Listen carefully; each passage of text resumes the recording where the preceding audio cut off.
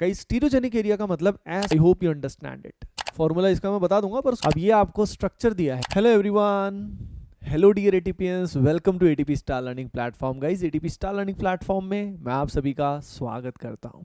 So guys देखिए, आज हम क्या करने वाले हैं, आज इस सेशन में हम स्टीरियो आइसोमेरिज्म को फाइनली खत्म करने वाले हैं। और स्टीरियो आइसोमेरिज्म को खत्म करने में कैलकुलेशन करना पड़ेगा। स्टीरियो आइसोमर्स का अपने को कैलकुलेशन करना है, और एक अपने को कैपिटल डीएल नोटेशन जो होता है वो अपने को जानना है। सही है, तो चलिए शुरू करते हैं, बिना किसी टाइम को वेस्ट करते हुए शुरू करते हैं। देखिए, कैलकुलेशन में सबसे पहले अपने को ये समझना है कि भाई स्टीरियो आइसोमर्स में दो तरह की चीज़ें होती हैं। एक तो होते हैं कॉन्फर्मेशंस और एक होता है configurational isomers.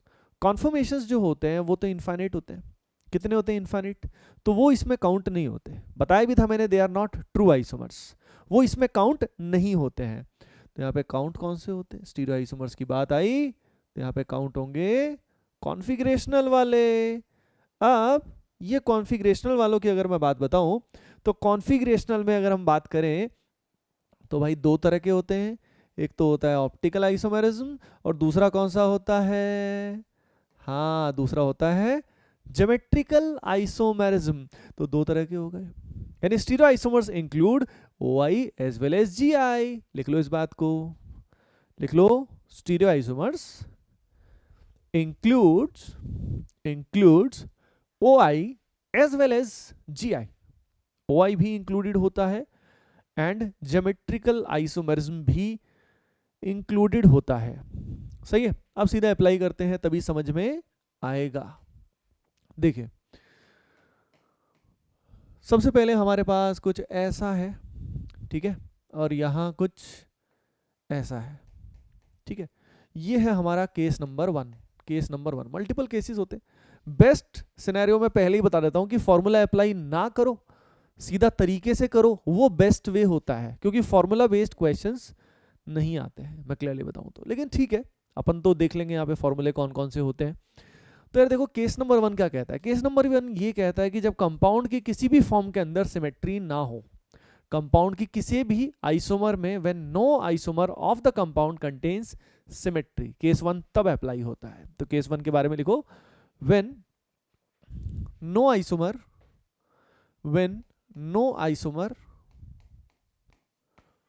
of the compound contains POS COS, when no isomer of a compound contains POS COS। यानी कंपाउंड के किसी भी आइसोमर के अंदर POS भी नहीं होना चाहिए और COS भी नहीं होना चाहिए। अब जैसे ये है, यहाँ पे देखो, ये सेंटर कायरल है, जहां पे सेंटर कायरल है उसके अक्रॉस क्या शो हो रहा है? OI शो हो रहा है। और आपको मैंने बताया था, हर एक सिस्टम OI या GI कुछ भी शो करे, उसके कॉरस्पॉन्डिंग कितनी फॉर्म होती है? बताओ कितनी होती है, जल्दी बोलो। हाँ, 2 फॉर्म होती है। क्या होती है? 2 फॉर्म होती है। तो यहाँ पे अगर हम बात करें तो वो 2 फॉर्म कौन सी होंगी? वो 2 फॉर्म्स की अगर मैं बात करूँ तो यहाँ पे जैसे एक Cl वेज पे है और एक Cl किस पे है? डैश पे है। क्लियर है सभी को? डन है। तो यहाँ पे कुछ ऐसा होगा, यहाँ पे कुछ ऐसा होगा, ठीक है। तो हर एक सिस्टम जो OI या GI शो करे उसके कोरस्पॉन्डिंग 2 फॉर्म तो होती है। तो यहाँ पे 2 बन गए, ठीक है। अब उसके बाद देखो, मान लो हमारे पास सिंपली GI है। अब देखो, जब एक ही सिस्टम है तो 2 फॉर्म तो आएंगी। तो एक ही सिस्टम में सिमेट्री होना या ना होना, इट डजंट मैटर। यानी जो बात कही गई थी ना कि कंपाउंड की किसी भी फॉर्म में सिमेट्री नहीं होनी चाहिए, ये कहना चाह रहे हैं कि जब सिस्टम एक से अधिक हो तब। क्योंकि जब एक सिस्टम होगा, जैसे यहाँ पे एक ही सिस्टम है, तो यहाँ 2 फॉर्म तो बनेंगी ना। एक तो ये सिस और एक कौन सी फॉर्म बनेगी? ट्रांस। तो इसके करस्पॉन्डिंग कितने फॉर्म हुए? 2 फॉर्म्स हो गए, है ना। तो ये जो रीजन है, ये जो एरिया है जिसके करस्पॉन्डिंग GI OI शो हो रहा है, इसको हमने एक नाम दे दिया। इसको हमने क्या नाम दे दिया? Stereogenic area. Stereogenic area. क्या मतलब है स्टीरियोजेनिक एरिया का? गाइस, स्टीरियोजेनिक एरिया का मतलब ऐसा एरिया जिससे स्टीरियो आइसोमेरिज्म उत्पन्न हो रहा है। Stereo isomerism, I hope you understand it, ठीक है। तो भाई वो एरिया, आई थिंक आपको समझ में आ रहा है कि वो एरिया क्या है। यहाँ पे वो एरिया, अब देखो फॉर्मूला इसका मैं बता दूंगा पर उसकी जरूरत नहीं पड़ेगी आपको। जैसे हमारे पास अब आ गया कुछ ऐसा, CH3CH ब्रैकेट में Cl और यहाँ पे है CH double bond CH CH3, ये दे दिया। अब ये आपको स्ट्रक्चर दिया है, कनेक्टिविटी दी है, पूछा है कितने स्टीरियो आइसोमर्स इसमें होंगे, how many stereo isomers would be there. तो यार देखो हमने आइडेंटिफाई किया, अच्छा जी ये सेंटर कायरल है, इसके अक्रॉस क्या हो रहा है बोलो, ओ आई है जी आई, क्या होता है इसके अक्रॉस, अभी तो बताया था ओ आई, और इसके अक्रॉस चेक करोगे A B C D rule लगा के, तो ये क्या शो कर रहा है, जी आई शो कर रहा है, क्या शो कर रहा है, जी आई शो कर रहा है। तो एक फॉर्म ये, एक फॉर्म ये, टोटल कितने हो गए, हाँ भाई बोलो कितने हो गए, 4 हो गए, टोटल कितने हो गए, 4 हो गए। 4 बना भी सकते हो, बना भी सकते हो। एक बार इधर कॉन्फ़िगरेशन आर तो वहां पे क्या आएगा सिस, उधर आर तो एक बार यहाँ पे क्या आएगा ट्रांस, समझ गए क्या। और यही दो फॉर्म किस में बनेंगी, एस में बनेंगी, एक बनेगा एस के साथ सिस, एक बार एस के साथ ट्रांस। तो आपको पता होना चाहिए कि चारों फॉर्म कैसे आई, चारों फॉर्म कैसे आई। आइए देखते हैं अगला क्वेश्चन। अब देखो कुछ ऐसा है, यहाँ पे क्लोरीन है, यहाँ ब्रोमीन है, यहाँ पे पाई बांड है, बॉन्ड नहीं बांड हमारे एक सर थे वो बॉन्ड को बांड बोलते थे, बड़ा फनी लगता था, मस्त।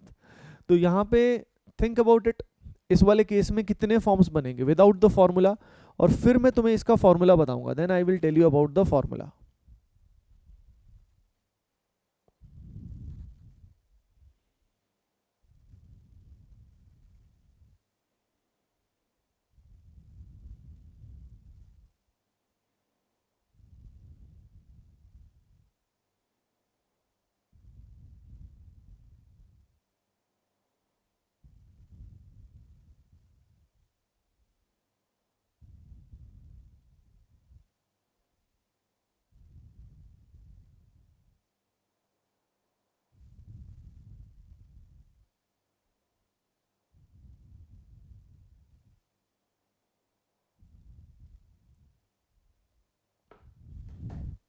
देखो बच्चों, यहाँ पे अगर हम बात करें डियर एटीपियंस, सेंटर कायरल, यहाँ क्या शो हो रहा है, जीआई, तो कितने इंडिपेंडेंट स्टीरियोजेनिक एरियाज हैं, 3 इंडिपेंडेंट स्टीरियोजेनिक एरियाज है। इंडिपेंडेंट का मतलब क्या है कि भाई यहाँ के ऑप्टिकल आइसोमेरिज्म में इसके जीआई का कोई भी रोल नहीं है, इसके जीआई में उसका कोई भी इन्वॉल्वमेंट नहीं है, तो all the systems are independent.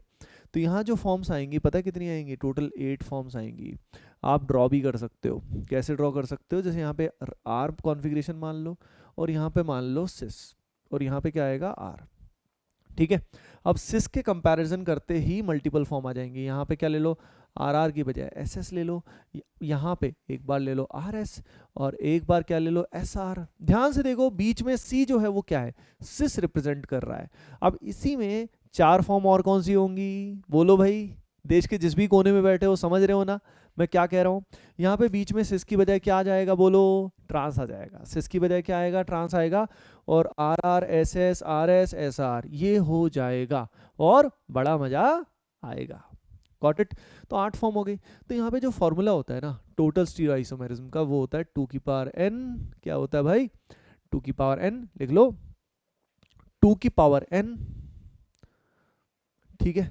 इसमें सिंपल क्या लिखोगे, where n is where n is where n is number of stereogenic areas, where n is number of stereogenic areas,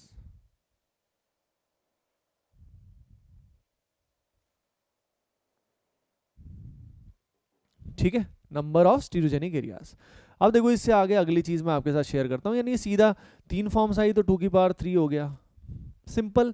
P and C permutation and combination का इसमें application है, पर वो छोड़ो, P and सी छोड़ो, बेसिक बात समझ में आनी चाहिए। अच्छा अब देखो एक अगली चीज मैं आपके साथ शेयर करता हूँ, ठीक है ना।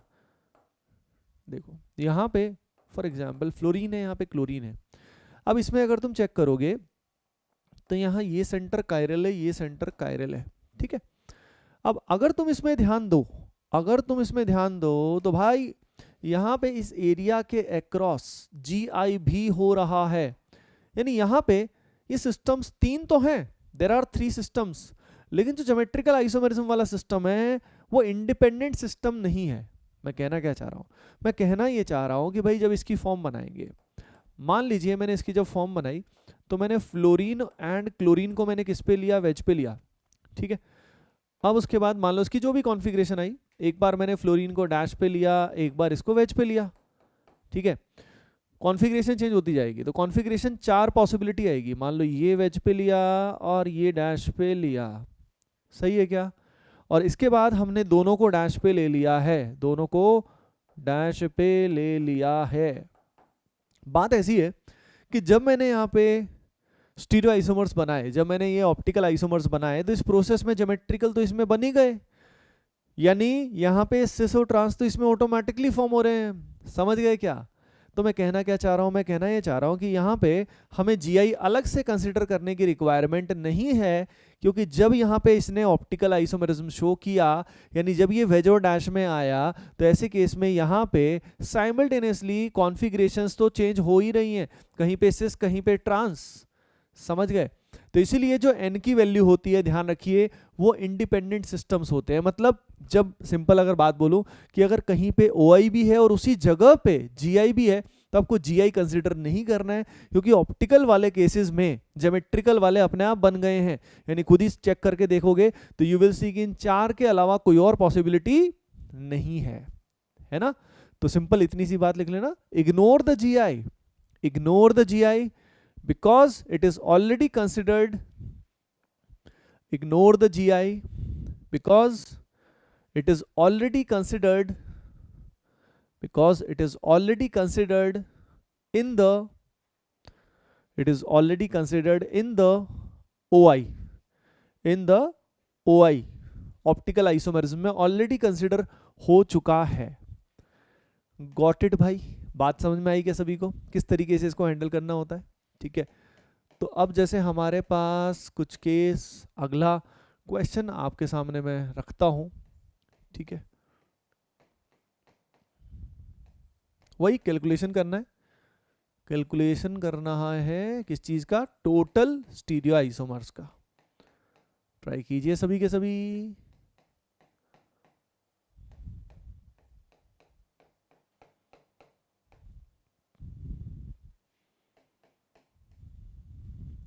ठीक है, ऐसे दिया हुआ है आपको, and you have to calculate the total stereo isomers.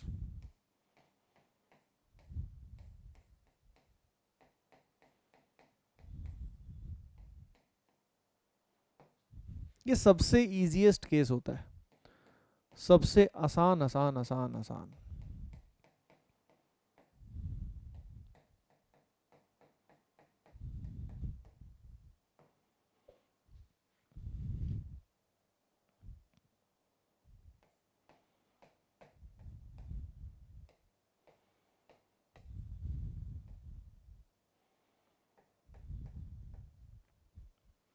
Try कीजिए सारे के सारे questions, try all of them, ठीक है।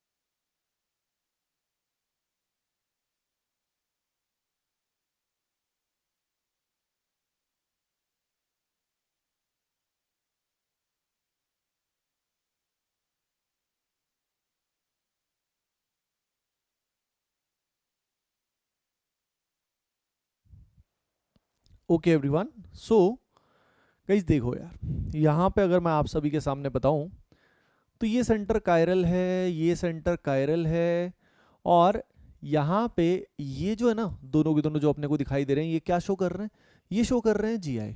तो यहाँ पे जीआई, यहाँ पे जीआई, ये दोनों ओआई। ध्यान देना, अब इन वाले ये वाले ओआई सब लेने पड़ेंगे क्योंकि दीज आर इंडिपेंडेंट। ये एक अलग चीज़ है, इसका ज्योमेट्री चेंज होने से इसके ओआई पे कोई असर नहीं पड़ेगा, तो ये एक अलग चीज़ है। तो यहाँ पे 1 2 3 4 2 की पावर 4 आएगा। डियर स्टूडेंट्स कितना आ गया भाई, 16 आ गया। ये जीआई शो नहीं कर रहा है क्योंकि कार्बन पे क्या आ गए, 2H आ गए, सेम ग्रुप्स हो गए, तो जीआई पॉसिबल नहीं है।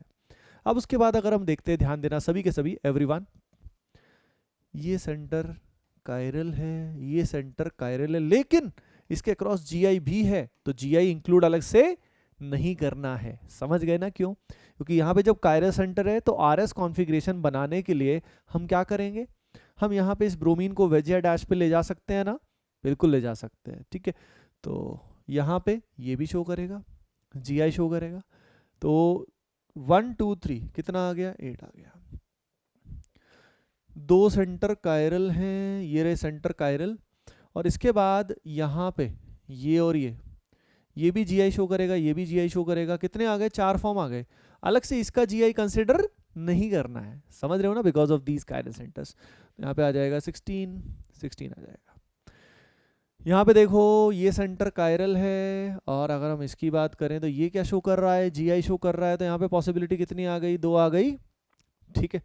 तो 2 और 2 कितना हो गया, 4 हो गया, simple. 4 possibilities would be there, okay everyone, clear है? चलो यार, अब देखो, अब अगला केस ये है कि कंपाउंड की अगर किसी भी फॉर्म में सिमेट्री आ जाए, at least one form of the compound contains symmetry. तो देखो यार, जब ऐसा होता है ना, तो फॉर्मूले इसके भी होते हैं, लेकिन वो फॉर्मूले सेलेक्टिवली अप्लाई होते हैं, कहीं पे होते हैं, कहीं पे नहीं होते। तो बेस्ट ये है कि ऐसे केस में, इन सभी केसेस में क्या करना चाहिए, ड्रॉ एंड चेक करना चाहिए, ड्रॉ करके चेक कर लेना चाहिए, खेल खत्म है, ठीक है। तो केस 2 यानी अपन ने क्या किया, अपन ने बाकी सबके फॉर्मूलाज को वैनिश करके सिंपली एक केस बना दिया, यानी अगला, कि अगर कंपाउंड का एक भी फॉर्म सिमेट्रिकल हो जाए तो ड्रॉ एंड चेक, ठीक है। तो लिख लो, if any of the isomer, if any of the isomer, if any of the isomer is, if any of the isomer is if any of the isomer is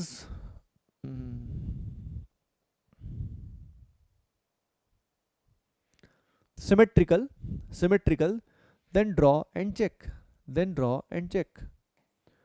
जैसे कि भाई देखो, कैसे देख के समझोगे, जैसे ये देखो, अगर हमें ये दिया हुआ है तो आप समझ जाओ कि इसकी किसी ना किसी फॉर्म में सिमेट्री आएगी।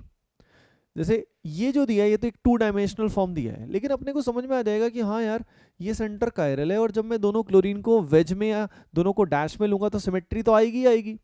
इसका मतलब हमें बना के देखना पड़ेगा, क्योंकि फॉर्मूला सिंपल में 2 × 2 करूंगा तो गलत आ जाएगा। अब कैसे, कितना आएगा, 4 की बजाय कितना आएगा, आइए देखते हैं।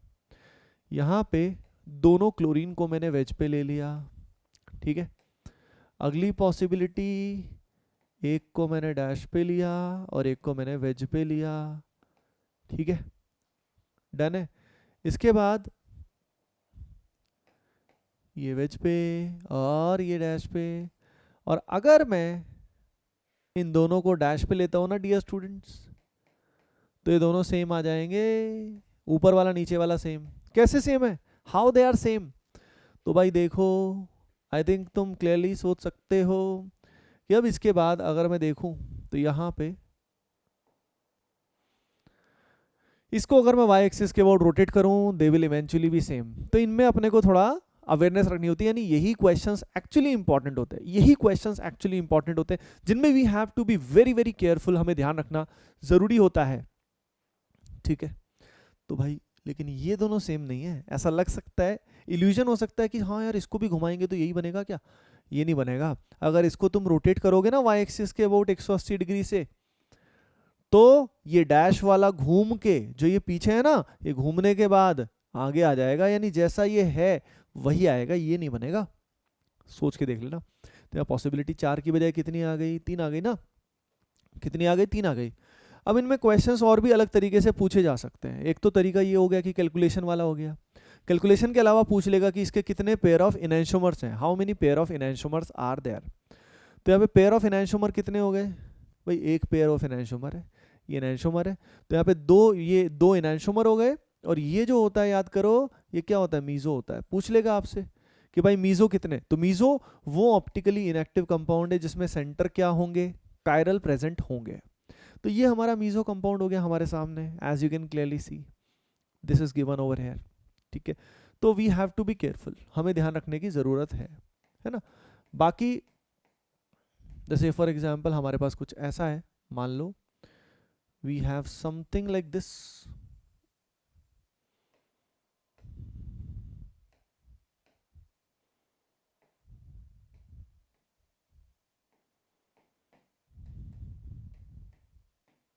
यस। अब जैसे ये अपने पास आ गया, अपने आप समझ जाना कि यहाँ सेंटर कायरल है, सेंटर कायरल है, दो सेंटर कायरल है, दो सेंटर कायरल है। और यहाँ पे अगर आप चेक करोगे, अभी इसी में चेक कर लो, वैसे तो दिख जाएगा कि हाँ इसकी किसी ना किसी फॉर्म में सिमेट्री जरूर आएगी। ठीक है, तो खुद चेक करो कैसे करोगे, क्या करोगे। सिमिलरली नेक्स्ट वाले में भी चेक शायद हो जाए तुमसे, इसी तरीके से नेक्स्ट वाले में भी चेक करो। ठीक है, try checking this out properly. Time लगाओ, जल्दीबाजी मचाने की कोई भी रिक्वायरमेंट नहीं है, जितना करना है सही से करना है।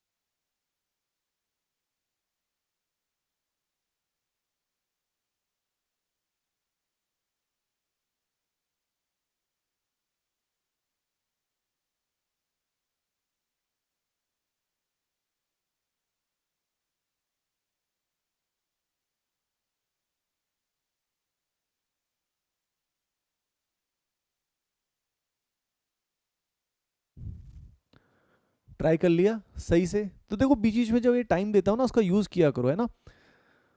तो देखो यार सेम फंडा है, इसमें भी चेक करोगे तो यहाँ पे दो, मतलब इसमें तीन आएंगे, चार की बजाय तीन हो जाएंगे, क्योंकि जब दोनों ओ एच वेज में होंगे और जब दोनों ओ एच डैश में होंगे ना, तो वो सेम बन जाएगा।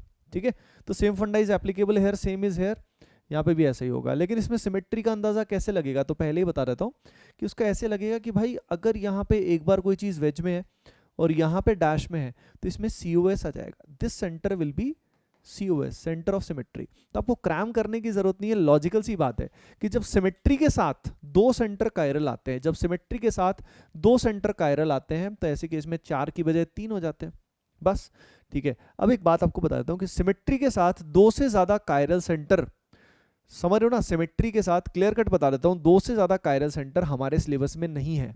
ठीक है ना, सिमेट्री के साथ, क्योंकि उसमें काफी क्या हो जाता है, फॉर्मूला एप्लीकेशन हो जाता है, कहीं पे अप्लाई होता है कहीं पे नहीं होता है। तो you don't have to worry about more than two chiral centres at all.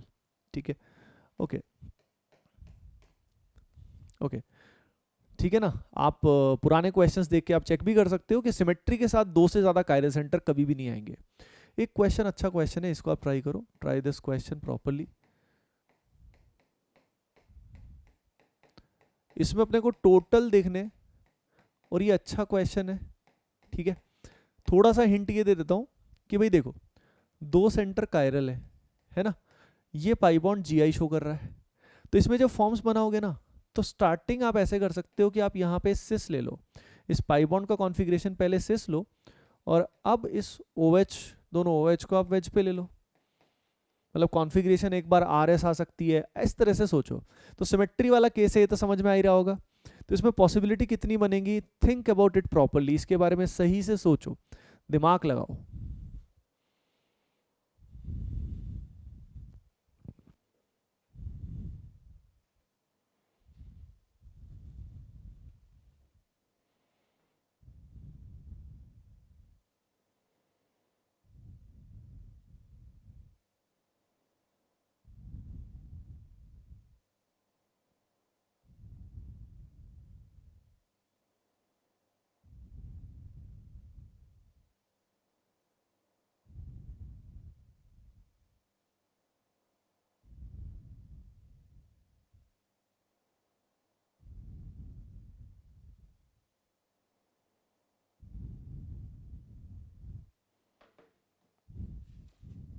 Hello hello hello.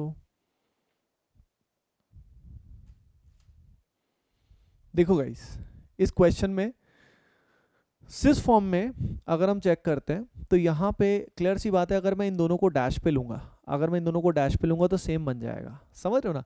Y axis के अबाउट रोटेट करके चेक कर लो तो दैट विल बी सेम। तो यहाँ पे कितनी फॉर्म बनेगी पता है अपने को, 3 फॉर्म बनेगी, सिस में 3 फॉर्म बनेगी। एक बार ये दोनों वेज पे, दोनों डैश पे आएंगे तो सेम आएगा, फिर एक वेज पे एक डैश पे, और एक बार एक डैश पे एक वेज पे। सिमिलरली अब तुम ट्रांस में बनाओ, ट्रांस में जब तुम बनाओगे ना, तो मस्त बात क्या होगी कि जब ये ओ एच वेज पे है और जब ये डैश पे है, ध्यान रखिए सभी के सभी, तो इसके अंदर सी ओ एस आएगा। क्या आएगा, सेंटर ऑफ सिमेट्री आएगा। अगर तुम चेक करो तो इसके अंदर सेंटर ऑफ सिमेट्री है डियर स्टूडेंट्स, ठीक है। तो यहां पे अगर हम इसको रोटेट कर देते हैं जेड एक्सिस के about, if we rotate this across Z axis, you will see कि भाई ये डैश यहां आ जाएगा, यानी ये दोनों सेम है, these two are exactly the same, ये दोनों सेम है। चेक करके देखो ऐसे जेड एक्सिस के अबाउट, ये जो मार्कर है जेड एक्सिस है, और इसके अबाउट जब इसको हम घुमाएंगे, यानी it will rotate in this direction, then you will see कि both are exactly the same. Clear है, ठीक है। तो यहाँ पे ये तो सेम आ गए, यानी जिस भी कंपाउंड के अंदर पीओएस या सीओएस है, मैंने पहले ही बताया था, उसका एनांशोमर पॉसिबल नहीं है, एनांशोमर इज नॉट पॉसिबल, समझ रहे हो ना। यानी वहां पे अगर मैं वेज की बजाय डैश या डैश की बजाय वेज ले लूंगा, that will make it same, despite the configurations being opposite, that will be same. अब इसके जो दो और बनेंगे, यानी ट्रांस में भी दो और बनेंगे, वो दो और कौन से होंगे, जब यहाँ पे मैंने वेज पे लिया दोनों को, अब चेक करोगे तो इसके अंदर सिमेट्री नहीं होगी, प्लस इसका एनांशोमर आएगा, एनांशोमर में ये दोनों डैश पे आएंगे, समझ रहे हो क्या। तो यहाँ पे टोटल फॉर्म हमारे पास कितनी आई, 8 आई। It's such a beautiful question, it has 8 forms, ठीक है।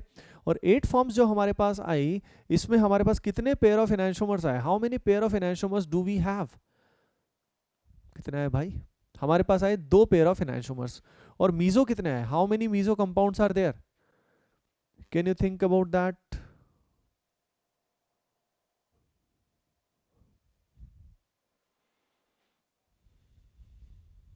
यस, थिंक अबाउट दैट, सोचिए। मीजो इसके अंदर एक तो ये मीजो है एंड एक मीजो ये है, these are the 2 meso over here, 2 तरह के मीजो कंपाउंड इसके अंदर आ गए हैं। अंडरस्टूड, क्लियर, ठीक है। ओके एवरीवन, चलिए भाई अब चलते हैं जिंदगी में आगे। Now let's move forward. देखो, तो इस तरह से इन क्वेश्चंस को किया जाता है, तो इनसे घबराने का नहीं है, समझने का है किस तरीके से कैसे करते हैं, उस बारे में हम लोग काम करेंगे, ठीक है। और बस ठीक है, तो कैलकुलेशन वाली चीज़ आप कर सकते हो, now you can do it. Okay, एक क्वेश्चन बाद में कर सकते हैं। यहाँ पे आप देखो, एक अपने को देखना है कैपिटल डीएल नोटेशन क्या होता है, what is this capital DL notation, ठीक है। कैपिटल डीएल नोटेशन जो है ना, ये अपने को देखना है। और ये कैपिटल डीएल नोटेशन जो है ना, ये दो जगह यूज होती है। एक ये यूज होता है कार्बोहाइड्रेट्स के लिए, एक तो ये यूज होता है कार्बोहाइड्रेट्स के लिए, और एक ये यूज होता है अमीनो एसिड्स के लिए, ठीक है। वैसे तो ये बायोमोलिक्यूल्स एक चैप्टर आता है, एंड में आता है बिल्कुल, तो उसमें भी बताया जाता है, लेकिन ठीक है पहले ही कर लेते हैं, काम आएगा क्योंकि अभी के हिसाब से है ये। तो देखो कार्बोहाइड्रेट्स क्या होते हैं, बहुत डिटेल में अपने को भी नहीं जाना है कि कार्बोहाइड्रेट्स क्या है, हम सीधा कैपिटल डीएल की बात करते हैं। तो देखो यार,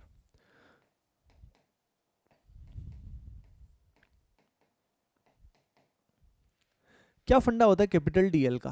देखिए यहाँ पे ये सेंटर कायरल है, ठीक है, और ये कार्बोहाइड्रेट है। अब आपको कैसे पता लगेगा, तो आपको जानने की जरूरत नहीं है, जब डीएल की बात करिए यानी कार्बोहाइड्रेट ही मिलेगा आपको नॉर्मली। तो अब इसके अंदर क्या होता है कि जो ये OH ग्रुप है, ये जो OH ग्रुप कायरल सेंटर से डायरेक्टली जुड़ा है, इस OH ग्रुप की पोजीशन के बेसिस पे हम डिफाइन करते हैं कि कैपिटल डी आएगा या एल आएगा। अब ये बहुत ही आसान सी बात है कि OH अगर राइट में है तो यहाँ हम कैपिटल डी यूज करेंगे। जैसे ये जो पर्टिकुलर कंपाउंड है, इसका नाम होता है glyceraldehyde, glyceraldehyde, this is the name of this compound. अब इसके आगे डी लगाने का मतलब क्या है, OH ग्रुप जो कायरल सेंटर से डायरेक्टली जुड़ा है, OH ग्रुप जो कायरल सेंटर से डायरेक्टली जुड़ा है वो किधर है, वो राइट में है। किधर है, वो राइट में है, ना कि लेफ्ट में। इसके बाद अब नेक्स्ट अगर मैं आपके सामने बताता हूँ, तो यहाँ पे ये हमारे पास OH है, ये कुछ ऐसा है, यहाँ पे CHO है और यहाँ पे CH2OH है। बहुत ज़्यादा सिंपल लग रहा है ना, सिंपल वैसे इतना ही है, लेकिन स्टिल इसमें कुछ बातें और भी हैं। अगली चीज़, जैसे यहाँ पे अगर हम देखें तो यहाँ पे OH लेफ्ट में है, तो ये जो है ये होता है L ग्लिसरल्डिहाइड, ठीक है। तो पहली चीज़ जो तुम्हें समझ में आई होगी वो ये आई होगी कि कायरल सेंटर से डायरेक्टली जुड़ा हुआ OH, कायरल सेंटर से जो OH डायरेक्टली जुड़ा है वो अगर राइट साइड में है तो उसका कॉन्फ़िगरेशन D हम बोलेंगे। अच्छा याद रखना, इसका डेक्स्ट्रोलीवो से कोई भी रिलेशन नहीं है, it is not related to dextrolevo जो स्मॉल DL होता है, ठीक है। और समझ रहे हो ना, यानी शुरू में जब ये कैपिटल DL आया, ये किस बेसिस पे आया, तो देखो मैं आपको बता देता हूँ कि इसका कोई रोटेशन से डायरेक्ट रिलेशन नहीं है। शुरू में जब ग्लिसरल्डिहाइड में डी जो असाइन किया गया था वो किस लिए किया गया था, तो वो थोड़ा सा बता देता हूँ कि यहाँ पे it was dextro rotatory, it was, ये जो पर्टिकुलर एग्जाम्पल है ये डेक्स्ट्रो रोटेटरी था, तो इसको रैंडमली असाइन कर दिया कैपिटल डी नोटेशन, रैंडमली। समझ रहे हो क्या, यानी शुरुआत जो हुई थी वो डेक्स्ट्रो की वजह से हुई थी कि ये कंपाउंड डेक्स्ट्रो है, तो यहाँ कैपिटल डी का यूज कर लिया। यूज कहाँ होता है आपको बहुत डिटेल में बाद में समझ में आएगा, पर रेंडमली यानी this particular compound was randomly assigned capital D notation because it was dextrorotatory, लेकिन अब उसका कोई स्मॉल dl से एक्चुअल रिलेशन नहीं है। अब according to the IUPAC old book यहाँ पे capital DL is related to the position of OH and not the dextrolevo, लेकिन ओरिजिनली जब स्टार्ट हुआ था तो इसमें डेक्स्ट्रो की वजह से ही इसको डी असाइन किया गया था। समझ गए क्या, ठीक है। तो पहली चीज तो लिख लो कि it is not related to dextrolivo, it is not related to dextrolivo, ठीक है,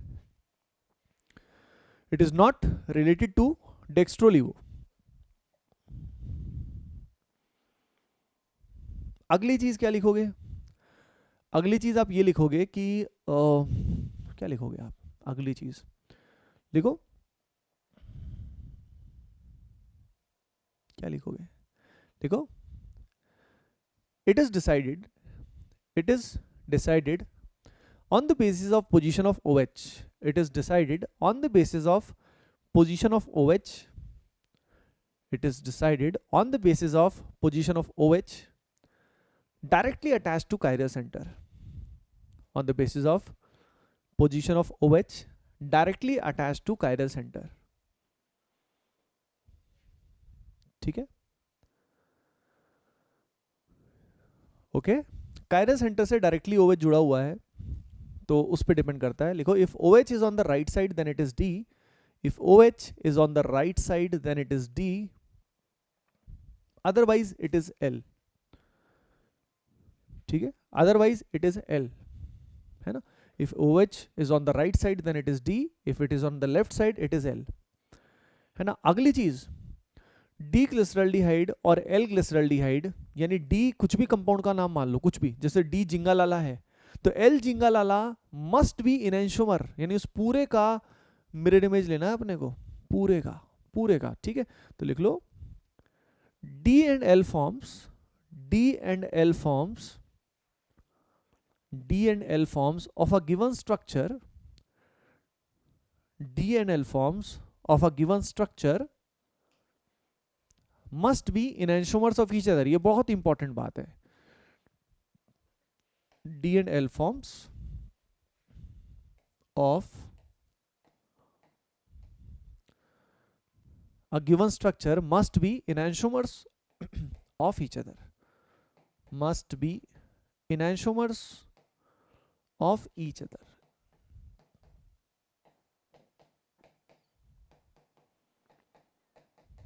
अब जैसे देखो, मान लो इसके अंदर मल्टीपल कायरल सेंटर है, जैसे अगले वाला केस है, इसके अंदर मल्टीपल कायरल सेंटर प्रेजेंट है as you can clearly see. अब इसमें मल्टीपल कायरल सेंटर जब हमारे पास प्रेजेंट हैं तो ऐसे केस में हम लोग क्या करेंगे. तो देखो, जब हमारे पास मल्टीपल कायरल सेंटर प्रेजेंट है ना, तो मैं क्लियरली आपको बताऊं तो यहाँ पे जो लोअर मोस्ट कायरल सेंटर होता है, आईपीसी के हिसाब से नंबरिंग करेंगे, और नंबरिंग करते हुए जो लोअर मोस्ट कायरल सेंटर आएगा, जैसे कि यहाँ पे अगर आप देखो तो ये कायरल सेंटर क्या है, ये कायरल सेंटर लोअर मोस्ट है, ठीक है. और इसमें OH राइट में है तो यहाँ पे हम D यूज करेंगे, अदरवाइज हम L यूज करेंगे. वैसे ये जो पर्टिकुलर स्पीसी आपके सामने है ये है D glucose, this is D glucose, ठीक है ना. तो लिख लो, in case of multiple chiral centres, in case of multiple chiral centers, in case of multiple chiral center,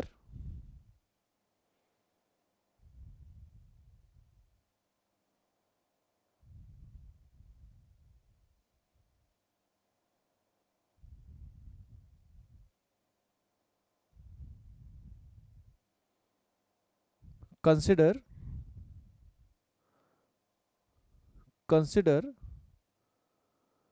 the lowermost, consider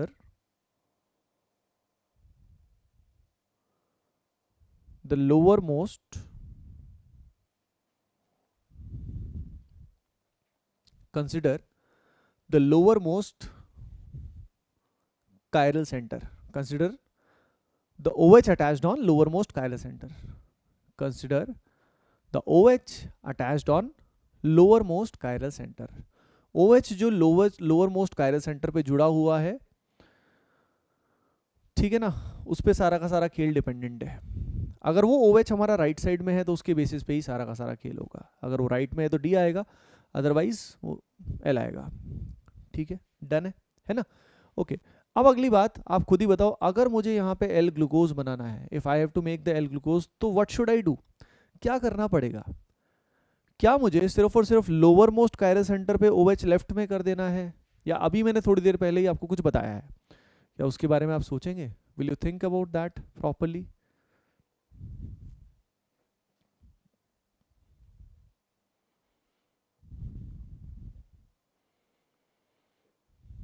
बताइए, व्हाट डू यू थिंक.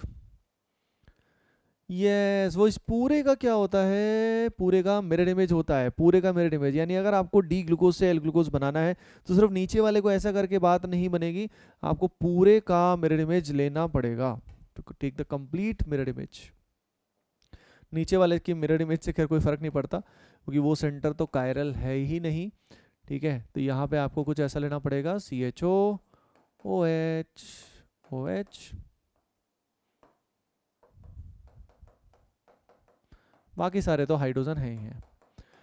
समझ रहे हो ना. ये क्वेश्चन एग्जाम्स में कई बार आ जाता है कि डी ग्लूकोज दिया हुआ है, एल बनाओ, या एल ग्लूकोज कौन सा है ये बताओ. तो अगर अपने को डी ग्लूकोज का स्ट्रक्चर याद है जो बायोमोलिक्यूल्स में बहुत कॉमनली बनाया जाता है, तो डोंट वरी अबाउट दैट. अगर आपको अभी याद भी नहीं है तो it's okay, not a problem at all. ठीक है जी, डन है, ये बात है. तो अब क्या बताएं आपको. तो ये हो गया डी ग्लूकोज, ये हो गया एल ग्लूकोज. और अब क्या करने वाले हैं, ये होने के बाद now let's move forward DL notation हो गया, ये हो गया।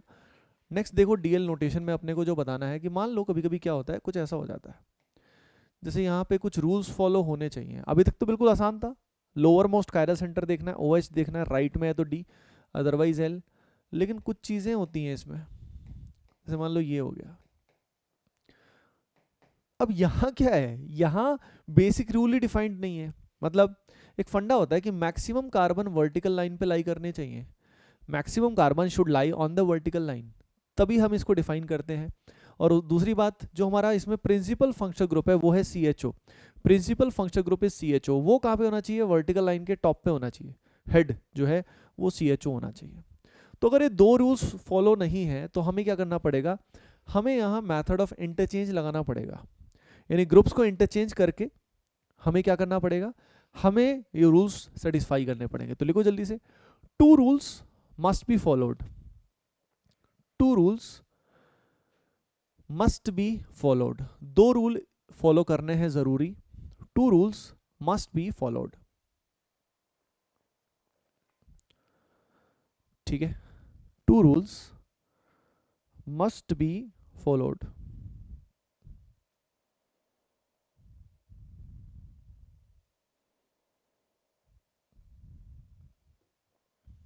पहला लिखो, पहला लिखो, maximum carbon should be present on the vertical line, maximum carbon should be present on the vertical line, maximum carbon should be present on the vertical line. ठीक है भाई। अगली चीज, अगली चीज क्या, अगली चीज ये है कि C H O should be at the top, लिख लो C H O should be at the top of vertical line, C H O should be at the top of vertical line, C H O top of vertical line पे होना चाहिए। अब इसमें method of interchange कैसे apply करेंगे, तो देखो मैं थोड़ा समझा देता हूँ। सबसे पहले आपने क्या किया, एक पेयर को इंटरचेंज कर दिया, इन दोनों को इंटरचेंज कर दिया, जिससे ओ एच यहाँ आ गया, C H two O H यहाँ पे आ गया। अब एक बात मैं आपके साथ शेयर करता हूँ कि जब एक पेयर को हम इंटरचेंज करते हैं तो ऐसे केस में आर एस कॉन्फिग्रेशन अपोजिट हो जाती है, यानी अब अगर हमने जैसे एक पेयर इंटरचेंज किया तो उससे आर एस अपोजिट हो जाती है, आप चेक करके भी देख सकते हो। तो यहाँ पे आर एस अपोजिट हो जाएगा। अब आर एस कॉन्फिग्रेशन तो सेम रखना है, क्योंकि अगर वो अपोजिट हो गया तो वो तो उसका इनएंशियोमर बन गया। तो हमें अब किसको इंटरचेंज करें, पहला इंटरचेंज हमने इन दोनों को किया ताकि मैक्सिमम कार्बन वर्टिकल लाइन पे आए। अब अगला मुझे इन दोनों को करना पड़ेगा। क्यों करना पड़ा मुझे इन दोनों को इंटरचेंज, मुझे इसलिए करना पड़ा ताकि कॉन्फ़िगरेशन मेंटेन रहे। तो आपने क्या समझा कि कायरल सेंटर पे कॉन्फ़िगरेशन मेंटेन करने के लिए हमें इवन पेयर इंटरचेंज करना चाहिए। इवन पेयर इंटरचेंज मतलब इवन बार पे मतलब इंटरचेंज, जैसे यहाँ पे वन पेयर इंटरचेंज किया, एक बार पेयर को इंटरचेंज किया, फिर एच और ओएच को किया, तो टोटल कितने पेयर इंटरचेंज अपन ने किए, टू पेयर्स इंटरचेंज किए, ताकि आर एस कॉन्फ़िगरेशन क्या रहे, सेम रहे। तो अगली बात लिख लो जल्दी से, अगली बात क्या लिखोगे, even pair interchange, even pair interchange is allowed, अगले वाले में भी ये चीज यूज करना, even pair interchange is allowed, ठीक है, to keep RS configuration same, even pair interchange is allowed to keep configuration same, to keep RS configuration same। ठीक है जी।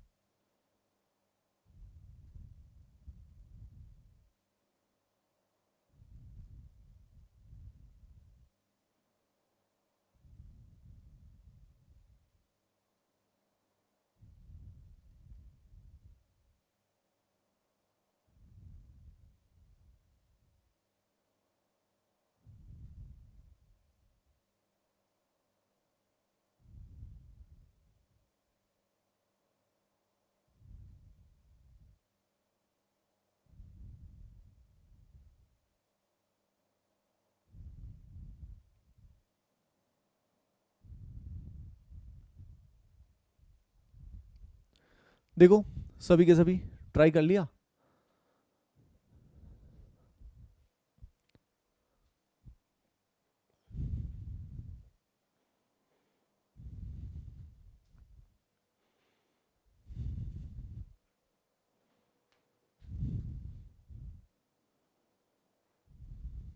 देखिए एवरीवन, यहां पे अगर मैं बात करता हूं तो यहां पे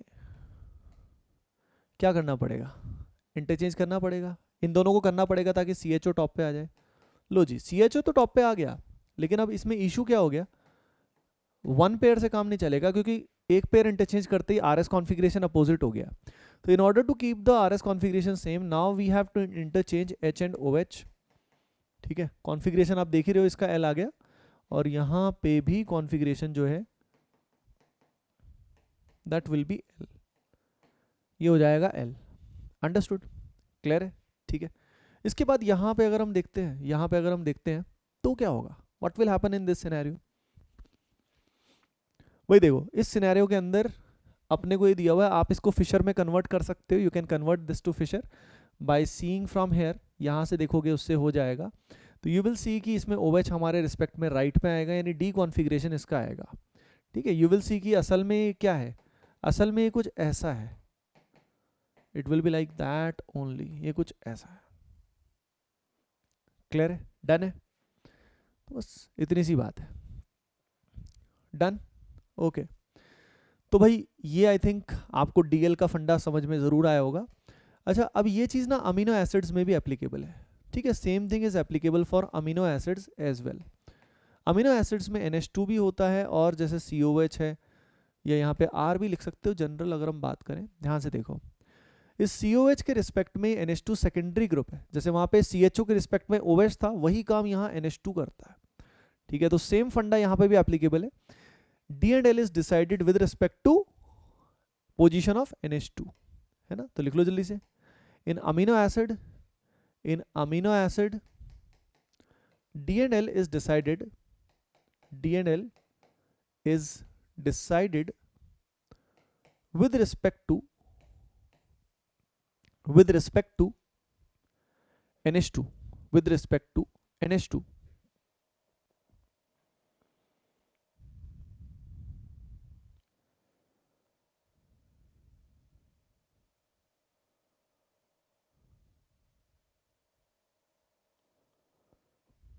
ठीक है जी, with respect to NH2। If NH2 at the right, then it is D, otherwise L। If NH2 is at the right, then it is D, otherwise L। और सुनो, वही सेम फंडा एप्लीकेबल है, COH टॉप पे होना चाहिए, लिख लो COH should be at the top, COH should be at the top। ठीक है, और अगली चीज maximum carbon on vertical line, लिख लो जल्दी से, maximum carbon on vertical line, maximum carbon on vertical line. Okay everyone, so guys make sure कि जो भी अब इससे रिलेटेड क्वेश्चन है, कैलकुलेशन वगैरह से रिलेटेड, ये सारे बढ़िया से कर लो। और कैलकुलेशन में क्या करते हैं मैंने आपको बता ही दिया, समझ रहे हो ना? OI GI दोनों चीज़ें उसके अंदर आ जाती है, और उसके अंदर क्या क्या फंडा होता है, कैसे अप्लाई करते हैं, कैसे क्वेश्चंस करते हैं। केस अपन ने दो ही माने हैं, एक तो पहला केस जिसमें सिमेट्री का कोई चक्कर नहीं है, तो उसमें 2 की पावर n है, where n is number of stereogenic area. फिर हमने केस देखा है सीधा ड्रॉ एंड चेक वाला, जिसमें बना बना के देखना चाहिए अपने को, that is the best way. 2 centre chiral हैं और सिमेट्री है, तो 3 आता है, ये याद रख लेना, यूज आता है डायरेक्टली बहुत बार, यूज आता है बहुत बार, तो ये 3, 4 की बजाय 3 आता है, ये ध्यान रखिए। फिर ये क्वेश्चन किया अपन ने बड़ा इंटरेस्टिंग, फिर हमने कैपिटल DL के बारे में जाना। Okay guys, so I hope ये सेशन आप सभी के लिए हेल्पफुल रहा होगा। एंड अगेन याद रखिए, जो भी आपको टास्क दिए जा रहे हैं उनको आप बढ़िया से कवर कीजिए। ठीक है, और देखिए जैसे मैंने बताया आपको, follow the day wise plan, day wise plan को आप फॉलो कीजिए। जिनका बाय द वे बैकलॉग है, तो पहली चीज़ तो होने नहीं देना चाहिए, लेकिन कई स्टूडेंट्स ऐसे हैं जो लेट ज्वाइन करते हैं, तो उनके लिए बस मैं इतना बोलना चाहूँगा कि स्पीड एकदम से आप ड्रास्टिकली मत बढ़ाइए, धीरे धीरे नेचुरली स्पीड बढ़ाइए। कोई भी टास्क स्किप मत करना। अब इमेजिन करो, अगर तुमने टास्क स्किप कर दिए, DPP नहीं किया, क्वेश्चन बैंक नहीं किया, जो भी आपको मिला वो अगर आपने नहीं किया, और सिर्फ लेक्चर देखते रहने से आपका कमांड ही नहीं आएगा। यानी स्पीड बढ़ाओ, पर इसका मतलब ये नहीं कि टास्क स्किप कर दो। अगर टास्क स्किप कर दिए तो इसका मतलब क्या हुआ, इसका मतलब तो काम तो उतना ही किया। तो मेहनत एक्स्ट्रा करो यार, बैकलॉग अगर कवर करना है तो आपको मेहनत तो एक्स्ट्रा करनी ही पड़ेगी। इनफैक्ट उसका एक प्रैक्टिकल सोल्यूशन ये है कि कोई चैप्टर या कोई फंडा अगर आपको ऑलरेडी बहुत अच्छा आता है तो उसको स्किप करके you can focus on the chapter जो आपका कमजोर है। समझ रहे हो ना? तो that is the best way of covering the backlog. Okay guys, चलिए that is it for the day, है ना? मिलते हैं नेक्स्ट लेक्चर में। ओके एंड अब हमारा रिएक्शन वाला पार्ट शुरू होगा। Okay okay guys, bye bye, take care and love you all.